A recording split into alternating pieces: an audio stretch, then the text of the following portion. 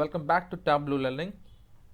So ఏంటంటే last వీడియోస్లో మనం ఏంటంటే ఒక స్మాల్ శాంపుల్ డేటా సెట్ తీసుకున్నాం. సో దాంట్లో మనకి హైయెస్ట్ సేల్స్ వాల్యూ ఎవరైతే చేశారో సో వాళ్ళకి మనం బోనస్ ఇవ్వాలి అని ఒక విజువలైజేషన్ అయితే మనం చూపించాం.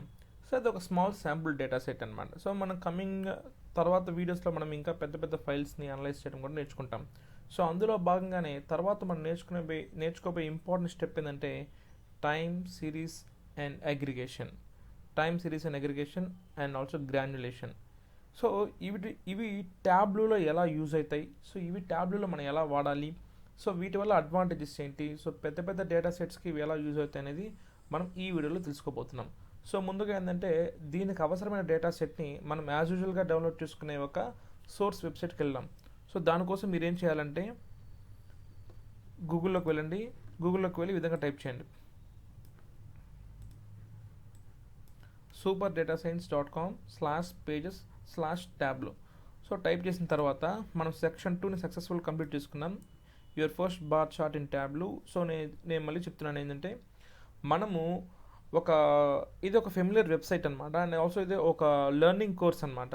సో వీళ్ళు ఏవైతే చెప్తున్నారో వీళ్ళు డేటా సైన్స్కి ట్యాబ్లూ ఎలా అయితే చెప్పిస్తున్నారో సో నేను కూడా మీకు అలానే ఫాలో అవుతూ వాళ్ళు కంప్లీట్ చేసిన ప్రాజెక్ట్స్తో పాటు మనం కూడా వాళ్ళు ఎలా అయితే కంప్లీట్ చేస్తారో మనం కూడా అలానే కంప్లీట్ చేద్దాం. ఓకే, సో మనం సెక్షన్ 2 అయితే కంప్లీట్గా నేర్చుకున్నాం. ఓకే, ఇప్పుడు సెక్షన్ 3 అనమాట. So we're now learning about time series, aggregation and filters.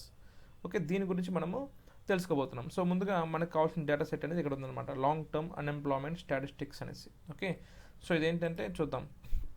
So మీరు దాన్ని క్లిక్ చేయగానే మీకు ఒక ఎక్సెల్ ఫైల్ డౌన్లోడ్ అవుతుంది. ఇది టెక్స్ట్ ఫైల్ కాదు, CS.csv ఫైల్ కాదు, ఇది ఒక ఎక్సెల్ ఫైల్.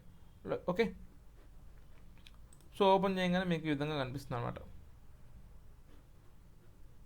సో నేను ఆల్రెడీ మీకు ఓపెన్ చేస్తున్నాను.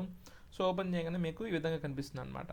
సో ఇక్కడ చూసుకున్నట్టయితే ఏంటంటే ఇది ఫర్ ఎగ్జాంపుల్ ఇదంటే యూఎస్ డేటా కాబట్టి, సో యూఎస్లో ఏ ఏజ్ నుంచి ఏ ఏజ్ గ్రూప్ వాళ్ళు మెన్నా ఫీమేలా, వాళ్ళు ఎంతమంది అన్ఎంప్లాయిడ్ యూత్ ఉన్నారు, mean what ever maybe youth or something, what ever maybe unemployed persons ఎంతమంది ఉన్నారు. So age group, gender, period, unemployment number. Okay, so ఇది మనకి డేటా సెట్ అయితే మెయిన్గా చెప్పడం మనకి కన్వే చేస్తుంది అనమాట.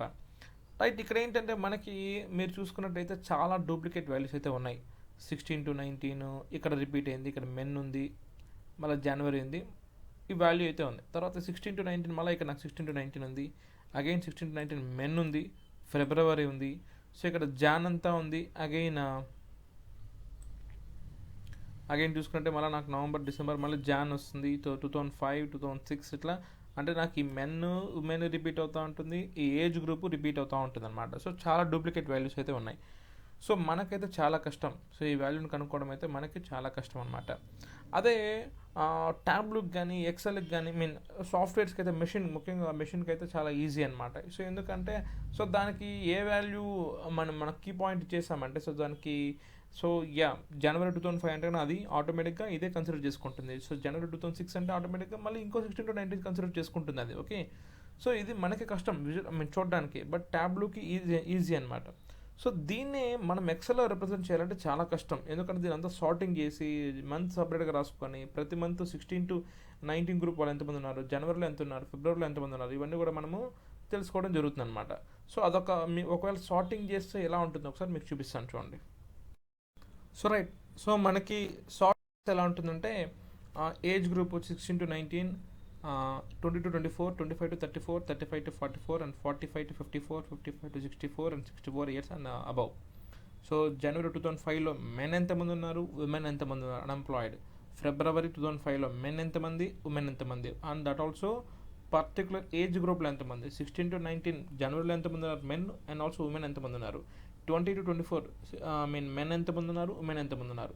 సో అట్లాగేంటంటే మనము ఏజ్ని మనం కాలంలో రాసుకున్నాం, మంత్స్ని, డేట్ని అంతా కూడా మనము రోస్లో రాసుకున్నాం. సో ఈ విధంగా మనం ప్రిపేర్ చేస్తే కానీ మనకి అంటే హ్యూమన్స్కి అర్థం చేసుకోవడం చాలా కష్టం, రైట్. బట్ మనకి డేటా అనేది ఇలా ఉన్నా కూడా మనకి ట్యాబ్లూకి కానీ మెషిన్స్కి చాలా ఈజీ అనమాట, రైట్. సో ఇప్పుడు ఈ డేటా సెట్ తీసుకొని మనము ట్యాబ్లూలో ఎలా దీన్ని అనలైజ్ చేయాలనేది మనము నేర్చుకుందాం అనమాట, రైట్. చూడండి, ఫస్ట్ ఆఫ్ ఆల్ మీకు ఏంటంటే ఈరోజు ఫస్ట్ ఫైల్ ఎక్సెల్ ఫైల్ మనము ఎక్స్ట్రాక్ట్ తీసుకుందాం. తీసుకుందాం. యా, సో మీకు ఈ విధంగా కనిపిస్తుంది అనమాట. సో మనకి ఎక్కడైతే అక్కడ ఎక్సెల్ ఏమైతే కనిపించిందో సో ఆ ఓవర్వ్యూ అంతా కూడా మనకి ఇక్కడ క్లియర్గా కనిపిస్తుంది అనమాట.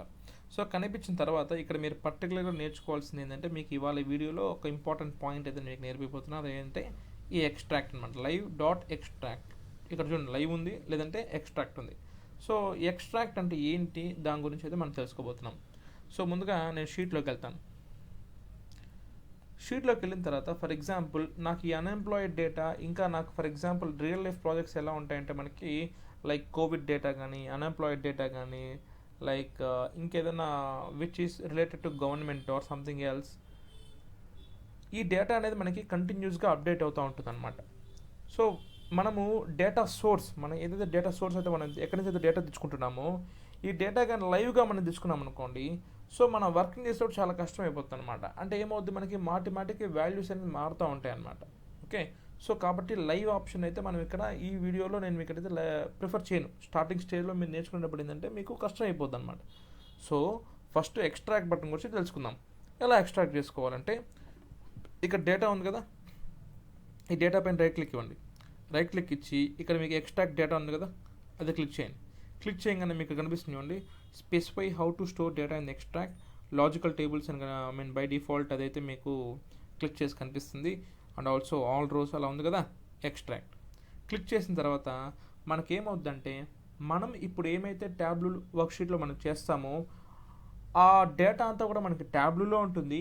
డూప్లికేట్ ఫైల్ ఒకటి మనకి బ్యాకప్ సేవ్ అవుతుంది అనమాట. ఒక బ్యాకప్ ఫైల్ అయితే మనకి సేవ్ అవుతుంది అనమాట. సో నేను ఇక్కడ బై డిఫాల్ట్ నాకు మై ట్యాబ్లూ రిపాజిటరీ డేటా సోర్స్లో అయితే నాకు సేవ్ అవుతుంది అనమాట. సో నేను సేవ్ కొడతాను. ఓకే, సేవ్ కొట్టిన తర్వాత నాకు అది ఎలా కనిపిస్తుంది చూపిస్తాను చూడండి.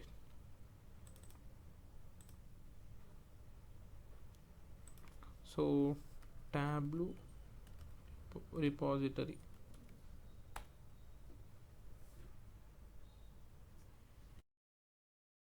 చూసుకున్నట్టయితే ఒక మనకి ఎక్స్ట్రాక్ట్ ఫైల్ అయితే క్రియేట్ అయ్యింది. ఇది నథింగ్ బట్ బ్యాకప్ ఫైల్ అనమాట. సో మనకి ఏంటంటే ట్యాబ్లూలో మనకు ఒక డిసడ్వాంటేజ్ ఉంది. సో మనం ఏమైతే వర్క్ చేస్తామో అంతా కూడా ఆటో సేవ్ అవ్వదు. సో మన ట్యాబ్లూలో అయితే వర్క్ షీట్ క్రియేట్ చేస్తామో, ట్యాబ్లూలో అయితే మనం డాష్బోర్డ్ క్రియేట్ చేస్తామో, సో ఇవన్నీ కూడా మనకి ఆటో సేవ్ అనేది కాదనమాట. సో మనం ఏం చేసుకోవాలి, ఫైల్ మొత్తం మనం వర్క్ చేసినప్పుడు లాస్ట్లో మనం సేవ్ చేసుకోవాల్సి వస్తుంది అనమాట. లేదు ఒకవేళ మనం సేవ్ చేయడం మర్చిపోతే, ఒకవేళ ఇంపార్టెంట్ ఫైల్ అయితే మనకి సో ఆటోమేటిక్గా ఏమవుద్దంటే మనకి సో డేటా అనేది లాస్ట్ అయిపోతుంది అనమాట. సో అలా కాకుండా ఉండడానికి ఏంటంటే, ఏదైనా ఇంపార్టెంట్ వర్క్స్ చేసుకోవడానికి ముందు ఏం చేయాలంటే, సో మనం ఒక ఎక్స్ట్రాక్ట్ అంటే ఒక బ్యాకప్ ఫైల్ క్రియేట్ చేసుకున్నాం అనుకోండి. సో మనం ఏదైతే ఆటోమేటిక్గా సేవ్ కొట్టినప్పుడు సో మనకి ట్యాబ్లూలో ఒక ఫైల్ అయితే మనం సేవ్ చేసుకోవచ్చు. అండ్ ఆల్సో బ్యాకప్ అనేది మనకి ఎప్పటికీ క్రియేట్ అవుతుందండి. అంటే ఏమవుతుందంటే, మనం ఎంతవరకు అయితే మనం వర్క్ చేసుకున్నామో అంతా కూడా మనకి బ్యాకప్ లాగా క్రియేట్ అయిపోద్ది అనమాట.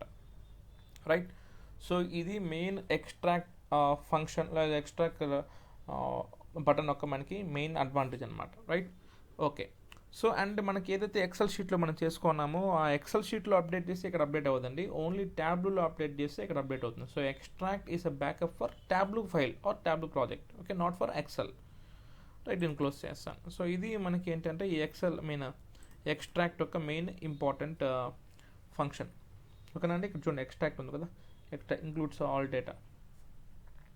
Okay, so right,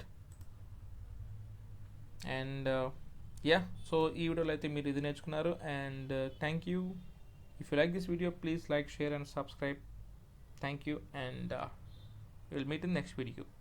Andarku happy analyzing. Thank you.